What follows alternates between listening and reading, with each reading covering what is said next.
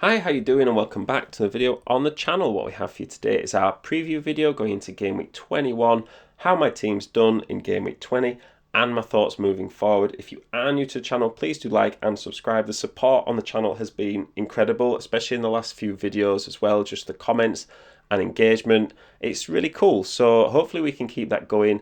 And we do have a team in the top 0.5% of all FPL managers. So if that's a reason to subscribe, there ever was one. So let's take a look at my team, how it's done so far. And it was a pretty good game week, to be honest. And I felt good going into the game week. And that's always a recipe for disaster, a bit of a false sense of security. But the players came through for me, at least in midfield and attack, with everybody getting attacking returns. It started with Cole Palmer getting 18 points, and at that stage in the weekend, you're kind of thinking, I should have captained Palmer. But fortunately, Salah did come through with a really similar scoreline. The defence wasn't good, but defenders aren't great for anybody right now. So the one thing I did take away from the weekend and previous weekends as well is that I'm probably going to go with a three-back defence for the rest of FPL, really, because with the extra time added on and just the late goals being scored, anyone can score against anyone. Clean sheets are so hard to come by. So I think even with Gordon returning on my bench as well, I think that is something to bear in mind for the future, is that the upside from attackers and midfielders really outweighs the defenders and what they're doing on the pitch. So for me, going into the top 45k is absolutely fantastic. That is a brilliant rank, and it's one that we're definitely not taking for granted, but hopefully we can build upon it as well. Points are still really tight in that area of FPL, so a couple of wrong moves or a bad weekend, it could really decrease the rank, but hopefully we can just keep moving forward. So fixtures for this week,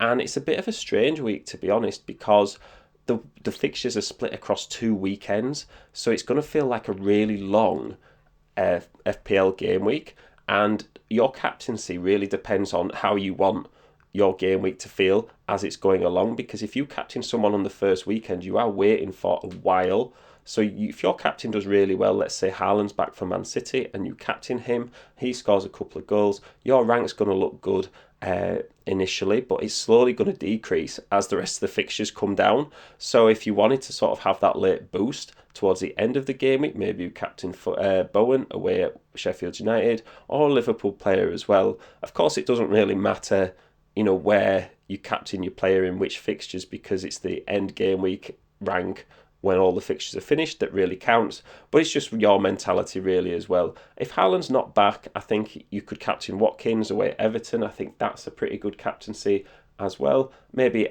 Saka or Odegaard at home to Crystal Palace, even though Arsenal's form has been a bit patchy. I think if Haaland's not back, it really does open up a lot of potential options for captaincy. I think for me in particular, I'll probably be going with either Watkins or Bowen. I think for me, those are the players that are on the best form at the moment. That's, of course, if Haaland's not back.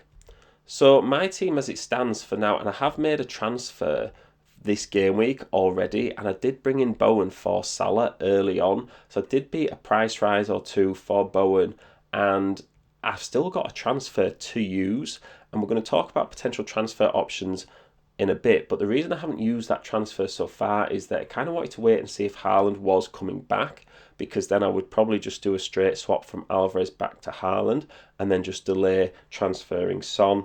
If Haaland isn't back this game week and it doesn't look like he's going to be playing, a good chunk of the time for Man City, then I'll probably just transfer Son as well. I do actually have 12.2 million in the bank, so there's loads of money to be spent. It's not like I've got to sort of scrimp and save depending on who I want to get in or who I'm taking out. I could go for really anyone in FPL. So I think with the fixtures I've got look pretty good. I think from a defensive point of view, whilst we talked about the three back, I think that kind of depends on if I'm going to swap out Son or not. If I do make a transfer for Son, he would go into the starting lineup, whoever that would be, and probably Concert would drop to the bench. Let's take a look at the possible transfers I could be using this game week. So my first player that I'm considering is Richarlison. Now, me considering Richarlison, he's got 5 goals in his last 5 games, but Spurs are missing Basuma and Sarr as well as Son. So I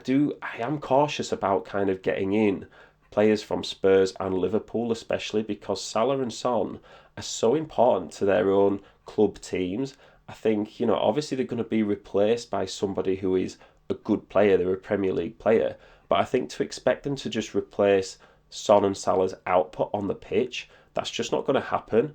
Like they kind of impact the way that their teams play so much that I do think it will hinder the team's performances, at least initially. And I know both Spurs and Liverpool, the way they play, they're probably still going to create chances, they're still going to create goals. But I do think it is kind of being underestimated how much of an impact those missing players could have. So whilst Richarlison is on pens and Spurs fixtures don't look too bad, he is definitely in an option, but he might not be the option for me. The next player we're talking about is Pascal Gross. Now, shout out to the people who left comments in recent videos as well, naming some of these players as potential options. They are really good players in FPL, and they are players that should be considered for replacing your teams that, if they're losing players to international duty. Gross has 3 goals and 6 assists. Brighton also have players missing, but their fixtures look great. They probably have the best fixtures out of anyone in the next few game weeks.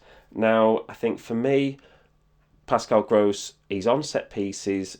I wouldn't expect consistent returns from him. He's not somebody who is as attacking as, say, someone like Richarlison or Bowen. Now, Brighton, they probably are going to score goals, but again, that sort of missed players in the midfield especially could impact them. My final player I'm going to talk about is Phil Foden. Now, he is someone we've talked about a lot in recent videos. He's got 6 returns in his last 7, and I know kind of people are considering and they're worried about, what if De Bruyne comes back? What if Haaland comes back? Would that affect Foden's minutes?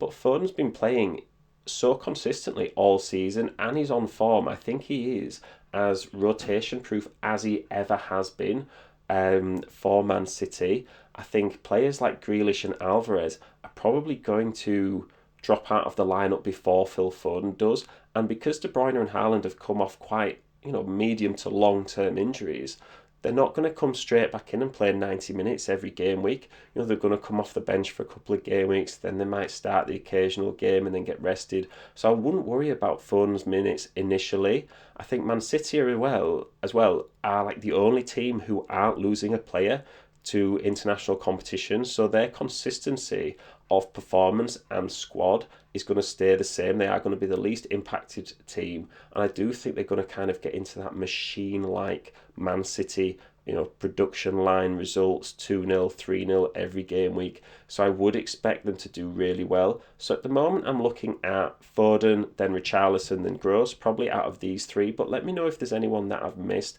that you really think I should be getting in. The other option is that there's no transfer at all, and I roll a transfer.